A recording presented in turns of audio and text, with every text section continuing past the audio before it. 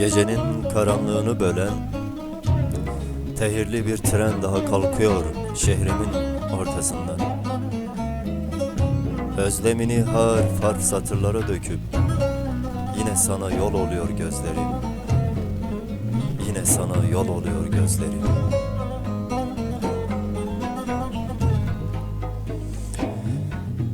Sana gelirken geçtiğim her bir kasabaya bana kattığın umutların bir dirhemini bağışlıyorum.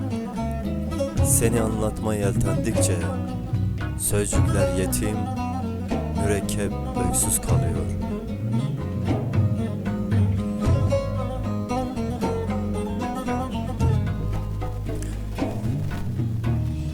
Yüzünün geçmediği hiçbir coğrafya kısır ve kurak. Ellerinden süzülmemiş her bir harf devrik cümleye mahkum. Sesinin vurmadığı her bir kıyı toprağa karışmaya yeminli. Dudaklarında ıslanmamış her bir şarkı yetim ve ketum.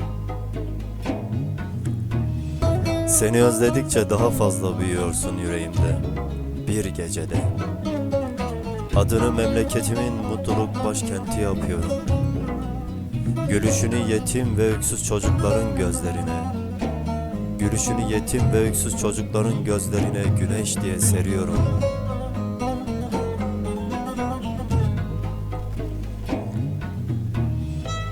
Ve ne zaman kekeme olsa çocukluğum, ve ne zaman diş çöktürülse bir avuç umudum, sesinin varlığına koşar yarı uykulu, yarı tok mutluluğum.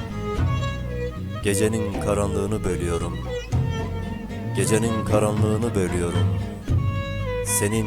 Senin hasretinin vuslatındayım. Artık kalemimi kırdım gidişinle. Dudaklarımı kanatıp yüreğimin sesini dinliyorum. Başucumda sana yazdıklarım ve masada demlenmiş yalnızlığım ile. Yalnızlığım ile.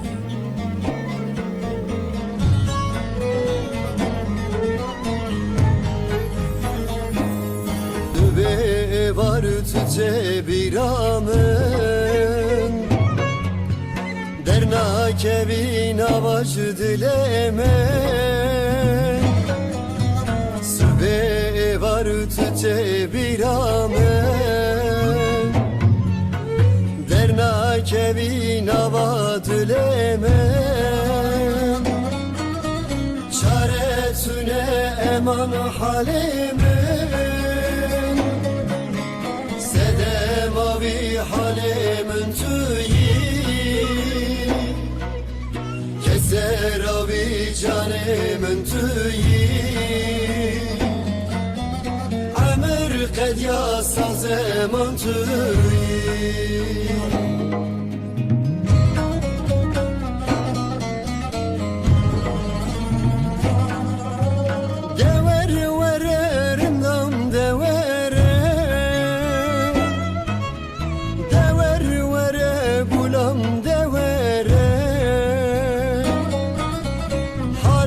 Tüne idi ve gere felek evci kadere dever verer dam devere dever vere gulam devere halim tüne idi ve gere evci kadere